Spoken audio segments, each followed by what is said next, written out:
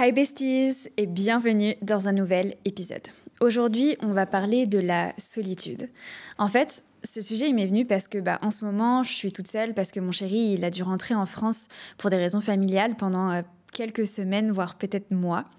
Et donc, je me suis retrouvée seule ici et c'est vrai que, comme vous le savez, je viens de déménager, donc j'ai pas forcément encore beaucoup d'amis. Moi, je passe beaucoup de temps aussi avec mon chéri et puis j'ai pas non plus ma famille ici. Et donc, je me retrouvais dans des moments seule et je me mettais à penser. Et en fait, je réfléchissais à ces moments où j'avais pu me sentir seule dans ma vie. Et il y avait un moment en particulier qui revenait, c'était quand j'ai déménagé en Suisse. Parce que, en fait, la plupart des amis que je m'étais fait, soit c'était des Suisses qui avaient leur famille, ou bien d'autres amis à moi qui n'étaient pas suisses mais qui étaient venus avec leur famille, ou des copines qui avaient un petit copain à l'époque et du coup, elles passaient du temps avec leur petit copain, ce qui était tout à fait normal. Et je sais pas vous, mais je trouve que le moment où on se sent le plus seul, c'est généralement quand les autres sont occupés mais que nous, on n'a rien à faire. C'est comme si, en fait, nous, on était isolés du reste du monde mais que le reste du monde était entouré. Et j'ai connu pas mal de moments comme ça quand j'étais en Suisse parce que forcément, quand tu es dans un nouveau pays, tu connais pas non plus des dizaines, de centaines de personnes parce que si les gens sont occupés et que moi j'avais de la famille là-bas mais souvent elle était loin, etc. Puis c'était pas de la famille proche, c'était pas mes parents.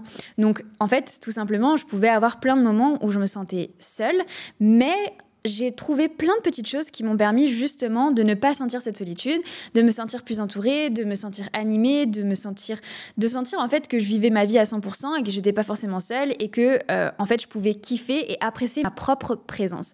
Parce que c'est ça aussi qui est difficile, c'est que des fois on a envie d'être entouré parce qu'on n'a pas l'habitude d'être seul, parce qu'on ne sait pas quoi faire en fait avec soi-même tout simplement. Et donc du coup je voulais vous partager ça parce que je sais que la solitude ça peut tous nous toucher. Ça peut être des moments de vie, ça peut être juste une journée dans la semaine ou une soirée et on se dit ouais je suis seule, j'en sais rien, je fais rien un samedi soir alors que tout le monde est occupé et tout. Et en fait je me suis dit ça peut vous toucher vous aussi de se retrouver seule dans différentes situations pour différentes raisons et je voulais vous partager ces différentes choses que j'avais pu mettre en place à l'époque et que en fait j'utilise encore maintenant et qui me permettent justement de pas ressentir ce fait d'être seule. Ça veut pas dire que tu peux pas te dire ah la personne elle me manque, par exemple mon chéri il me manque et tout, bien sûr qu'il me manque, mais je trouve en fait plein de choses qui font que je me sens pas forcément seule, je me sens pas forcément reclus sur moi, isolée du monde. Bien sûr, maintenant avec les réseaux sociaux et tout ça, c'est quand même facile, mais les réseaux sociaux, ça fait pas tout. Il faut aussi savoir apprécier sa propre présence, savoir apprécier passer du temps avec soi-même. Et donc, voilà, je voulais vous partager aujourd'hui différents tips que personnellement j'ai mis en place. Donc, le premier conseil que je pourrais vous donner, c'est vraiment de trouver une activité qui vous fait kiffer. Je vous prends cet exemple-là parce que moi, à l'époque, donc ce qu'il faut savoir, c'est que quand je vous parle de cette époque-là, donc j'étais étudiante, j'avais pas forcément énormément de moyens à l'époque, mais j'avais trouvé plein de choses qui faisaient que, en fait, voilà, je kiffais, etc. Donc la première chose, du coup, c'était trouver une activité. Et donc moi, à cette époque-là, j'étais étudiante. Et donc, comme je vous disais, les week-ends, des fois, j'avais plein de trucs à faire, mais aussi, des fois, tout le monde était occupé et j'étais un peu là en mode, qu'est-ce que je fais ? Et moi, mon truc, c'était la boxe. C'est-à-dire que tous les week-ends, j'étais à la boxe. Presque tous les soirs de la semaine, j'étais à la boxe. Et en fait, la boxe, c'était ma safe place. Alors, là-bas, je rejoignais d'autres personnes avec qui boxer. J'avais mon entraîneur aussi. Donc, déjà, je rejoignais des personnes en physique. Donc, voilà, tu partages, etc. Mais en fait, c'était vraiment ma safe place. Et c'est ce que je vous recommande de faire, c'est d'avoir une activité, cette activité qui vous fait kiffer, que vous pouvez faire encore et encore et encore, qui vous fait vous sentir bien, que ce soit physiquement, que ce soit mentalement. Mais en fait, c'est cette activité en mode, tu sais pas quoi faire, tu te tournes vers celle-ci. C'est-à-dire que moi, le dimanche, j'étais là, j'ai rien de prévu aujourd'hui, j'avais juste à réviser un peu mes cours, mais j'allais pas rester dans mon canapé à regarder un film pendant 15 ans, puis c'était pas non plus ma nature, en fait. Moi, jusqu'à mes 18 ans, clairement, j'avais pratiquement pas regardé de série. Donc, pour moi, c'était sortir, aller faire quelque chose, etc. Et donc, la boxe, c'était mon refuge. Donc, mon premier conseil, ce serait vraiment de trouver, je n'en sais rien, que ce soit la natation, que ce soit cuisiner, que ce soit aller faire de la marche, aller faire de la course, peu importe en fait, mais trouver quelque chose que vous pouvez faire et qui est votre safe place à vous. Même pas forcément un truc où vous allez rejoindre des amis, etc. C'est genre votre truc à vous. Et si vous avez un moment, si vous vous dites « Ok, je sais pas quoi faire, je me sens seule, je me sens un peu isolée, etc. » Vous pouvez aller faire ça. Moi, c'était vraiment ce qui m'a permis de passer ces années parce que, en fait, durant ces années, j'ai aussi perdu des personnes proches et tout. Donc, j'ai eu des moments vraiment difficiles. Et en fait, genre, si j'avais besoin d'un moment de réconfort, mais aussi d'exutoire, c'était la boxe. Donc, trouvez-vous une activité c'est comme si c'était votre best friend, cette activité. Elle est toujours là pour vous, peu importe du jour et de la nuit, vous pouvez la faire. Et comme ça, en fait, vous allez vous sentir bien parce que vous serez toujours bien dans cette activité. C'est vraiment votre safe place. La deuxième chose aussi que j'ai appris au fur et à mesure de ces années, c'était d'apprendre ce que je voulais vraiment faire, ce que j'avais vraiment envie de faire. Je pense que quand on est jeune, on fait beaucoup de choses parce que les autres le font, parce que c'est stylé, parce que le groupe a envie d'aller quelque part, d'aller à une soirée, d'aller à une expo, d'aller à un resto, etc. Et en fait, on n'est pas super habitué aussi parce que avant, c'était nos parents qui nous disaient quoi faire et où aller. Donc, on rentre tout juste au début de la vingtaine dans cette période où on se demande réellement, ok, qu'est-ce que j'aime, qu'est-ce que j'ai envie de faire, qu'est-ce que j'ai envie de faire comme activité, qu'est-ce que j'ai envie de découvrir aujourd'hui, etc. Et je pense que même il y a des personnes qui peuvent arriver à 50 ans et c'est les premières fois qu'elles se posent les questions parce que si après, j'en sais rien, tu as toujours été avec une bande d'amis, tu as toujours été avec des amis, puis tu t'es marié, puis machin, en fait, tu peux aussi ne jamais te retrouver seule. Et donc se retrouver seule, c'est réfléchir, ok, qu'est-ce que j'ai envie de faire aujourd'hui? Et je vous dis ça parce que, en fait, pour vous raconter une petite anecdote, un soir, donc je vais rejoindre une copine et on devait aller au cinéma ensemble. Et c'était un film que j'avais vraiment envie de voir. Il s'appelait Capharnaüm d'ailleurs. C'était un film très émouvant qui était un reportage, etc. Enfin bref, j'avais trop envie de voir ce film. Donc je propose à une amie d'y aller. On s'était dit qu'on y allait le vendredi soir. Et c'était à une époque où j'avais encore un peu de mal à rien faire les week-ends. Je me disais non, je veux pas être la nana qui fait rien le vendredi et samedi. Bref. Donc on prévoit d'y aller le vendredi soir et le vendredi, je lui écris en mode « Ah, on se retrouve ce soir » et elle me dit « Non, je peux pas, en fait, je vois mon mec et tout » et du coup, je lui dis « Ah, mince » et tout ça. Et au début, c'était pile au moment de partir, donc je me dis « je sais pas, je vais rester et tout » et en fait, je me suis dit « Non, j'ai vraiment envie de le faire. J'ai vraiment envie de voir ce film et... on s'en fiche, genre je vais y aller toute seule, peut-être qu'il y a du monde au cinéma, mais bon, au final, de toute façon, on est dans le noir, je vais kiffer mon moment, c'est un film que j'ai adoré, et donc je l'ai fait. Alors oui, c'était un peu bizarre dans la queue, j'avais comme cette sensation que tout le monde regardait, alors que véritablement, tout le monde s'en fiche, mais une fois que j'étais posée, ce film était absolument génial, j'ai passé un excellent moment, et voilà, j'étais trop contente de l'avoir fait.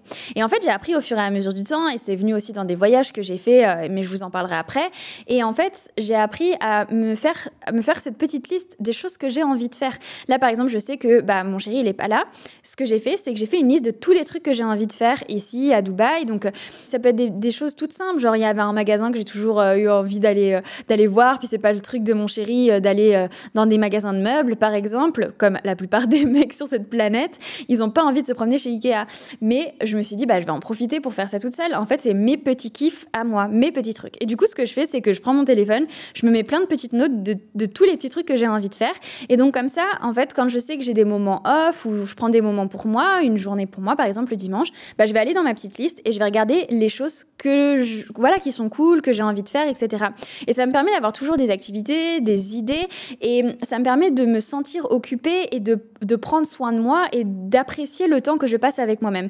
Parce qu'en fait, je pense que c'est ça où la solitude, elle peut être vraiment pesante, c'est quand on n'apprécie pas le moment qu'on est en train de passer avec soi-même, qu'on le trouve dur, qu'on le trouve pesant, qu'on le trouve long et qu'on s'ennuie. Et en fait, c'est là où vraiment on n'a pas envie d'être seul. Mais en fait, à partir du moment où tu kiffes avec toi, que tu fais des trucs qui te font kiffer, j'en sais rien, que tu vas manger des trucs qui te font kiffer, que tu vas découvrir des trucs qui te font kiffer, que tu vas...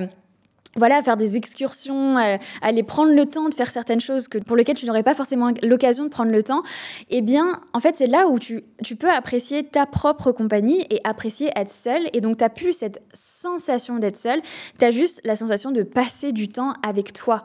Et il faut aussi, bien sûr, se détacher du regard des autres dans ces cas-là, c'est-à-dire ne pas se dire « Ah oui, mais qu'est-ce qu'on va penser si je fais tout ça tout seul ?»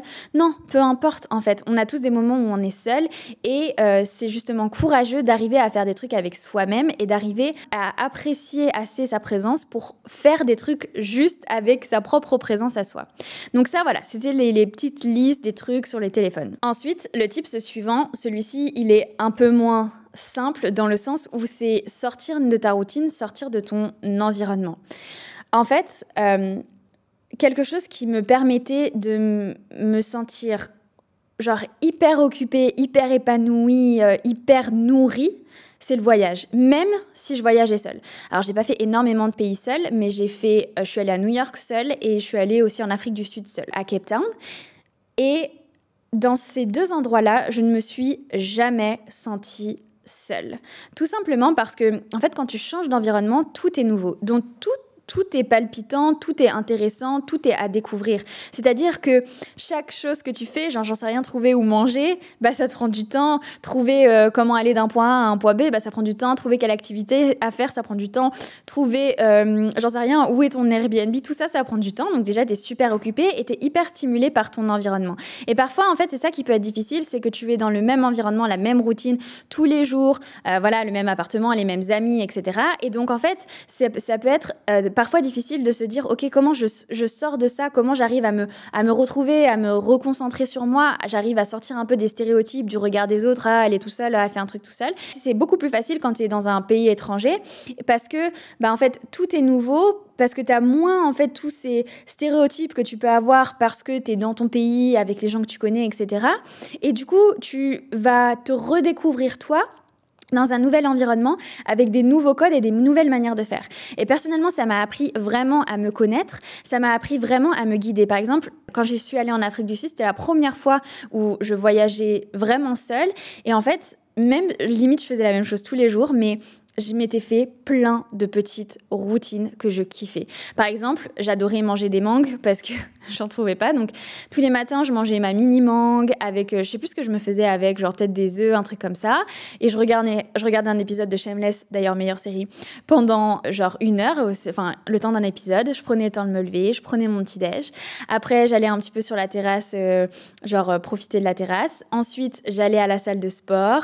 Je profitais aussi, je crois qu'il y avait un hammam ou un truc comme ça. Je profitais du hammam. Après, j'allais me promener dans le centre-ville de Cape Town. Puis après, j'allais à la plage. Je mangeais un petit truc sur la plage, etc. En fait, presque tous les jours, j'avais une routine qui était un peu comme ça. Je faisais assez souvent la même chose, même si des fois, j'allais visiter certaines choses.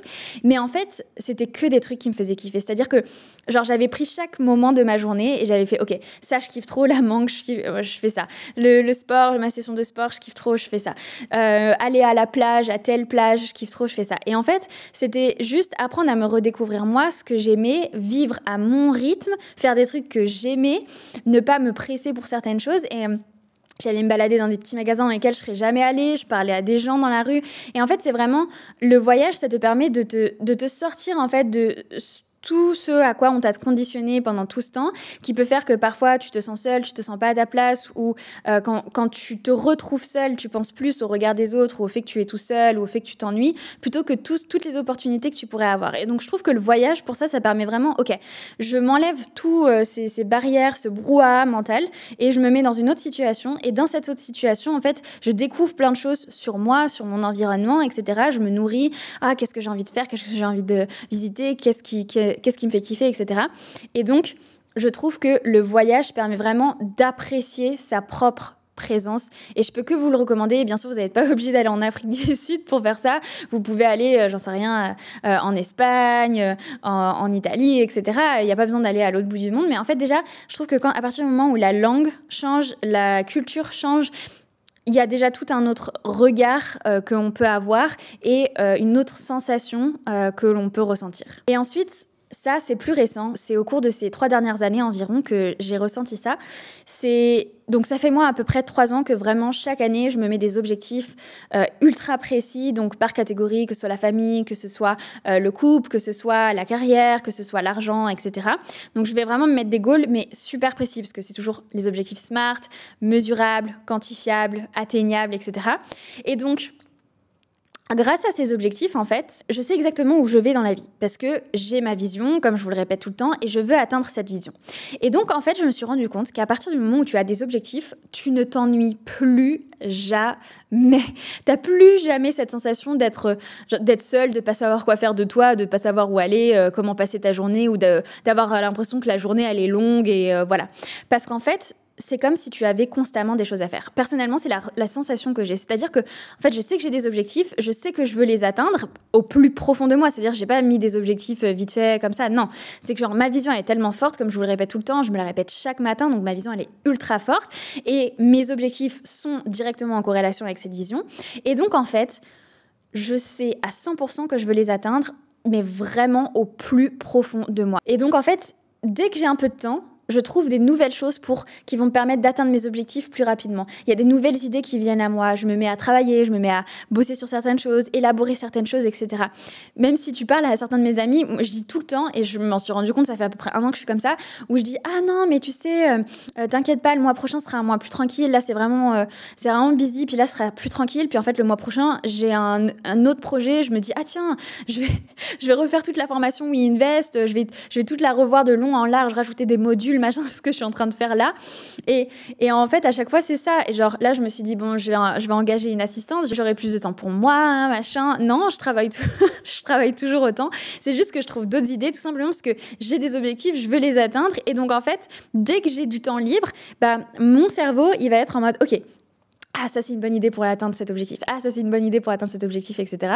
Et ça fait que j'ai plus jamais la sensation de ne pas savoir quoi faire, la sensation de me sentir seule, de trouver le temps long et ennuyeux avec soi-même. J'ai plus du tout cette sensation, tout simplement parce que, en fait, j'ai tout le temps des nouvelles idées, des nouvelles opportunités, des nouvelles envies de choses que j'ai envie de faire qui vont me permettre d'atteindre peut-être certains objectifs, qui vont me permettre peut-être de me sentir plus épanouie, d'améliorer telle et telle chose dans mon business, d'améliorer telle et telle chose dans ma vie. Je vous avais dit, je me renseignais grave sur le protocole, par exemple, de Brian Johnson, donc j'étais là en train de lire tout son site internet, etc. Vraiment, mon conseil, et celui-ci, je pense que on le sous-estime beaucoup, c'est d'avoir des objectifs qui sont précis et des missions de vie. Parce que quand vous avez ces missions de vie, en fait, c'est comme si le temps n'allait plus jamais être long parce que vous voulez à tout prix atteindre ces objectifs, vous voulez remplir votre mission de vie, vous voulez donner, vous voulez partager. Et donc, en fait, à chaque fois que vous allez avoir un moment, vous avez juste envie